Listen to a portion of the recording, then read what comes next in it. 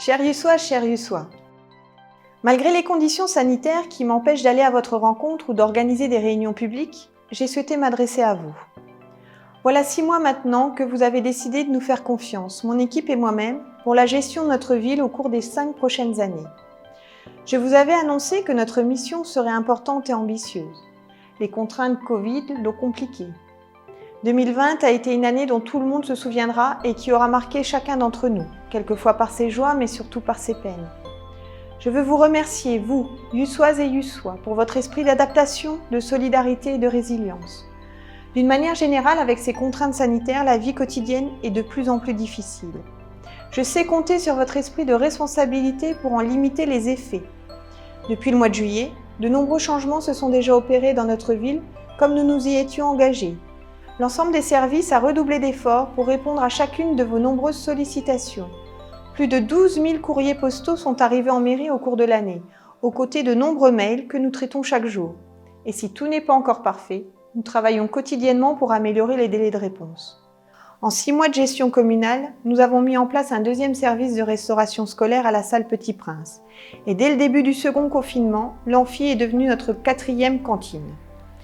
Les mercredis récréatifs ont été aménagés sur l'ensemble de la journée. La police municipale a été redéployée pour plus de proximité. L'adhésion au dispositif Mairie Vigilante va lui permettre d'être toujours plus réactive en améliorant la sécurité des agents. L'annulation du projet du domaine des Bois évite l'implantation de 544 logements et de 2000 nouveaux habitants sur notre commune. Les infrastructures actuelles ne permettent pas de les accueillir. La distribution des colis à tous nos aînés remplace le traditionnel banquet. Les ordres du jour du conseil municipal et communautaire sont mis à votre disposition systématiquement et les comptes rendus sont aujourd'hui beaucoup plus détaillés. Pour faciliter le développement du commerce local, nous avons déjà créé une carte interactive. Une vitrine virtuelle aide les commerçants impactés par la crise du Covid. Pour une ville plus propre, nous avons investi dans une nouvelle balayeuse et la végétalisation de la commune a notamment démarré par la plantation d'arbres de naissance. Soucieux de l'environnement, une aide financière pour l'achat de vélos à assistance électrique a été votée par le conseil municipal. Cette panoplie de mesures non exhaustives a mobilisé pleinement l'ensemble des agents et je veux les remercier très sincèrement pour leur professionnalisme. Place maintenant à 2021. Malgré les contraintes liées à la crise sanitaire, l'année sera chargée de projets. Pour symboliser ce changement d'année et de vision municipale, le service communication a travaillé sur la création d'un nouveau logo pour la ville.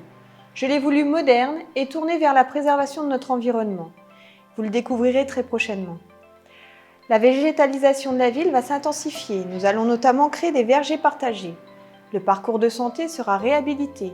Des moyens importants seront mis en œuvre pour réduire le développement des chenilles processionnaires. Nous engagerons une étude pour développer et faciliter les déplacements en mode doux, notamment par la création de vraies pistes cyclables. La rénovation thermique de 2 écoles du groupe Pasteur sera réalisée. Les travaux seront également entrepris dans chaque école et sur les équipements sportifs, comme la finalisation de l'extension de la salle Schumann et la rénovation des vestiaires du stade Mermoz. Il est indispensable de démarrer rapidement la création d'un nouveau lieu de restauration. Le besoin est important et augmente chaque année. Nos infrastructures actuelles deviennent insuffisantes pour accueillir tous les enfants. C'est notre priorité en termes de nouvelles constructions. Conjointement, les premières études pour la réhabilitation du Val-Joyeux en salle des fêtes et des associations seront lancées cette année. J'aimerais adresser un souhait particulier pour notre vie culturelle, sportive et associative. Qu'elle puisse reprendre au plus vite. Vous en avez besoin. Nous en avons besoin. C'est dans ces moments où quasiment tout est interdit que l'on s'aperçoit du manque que cela génère.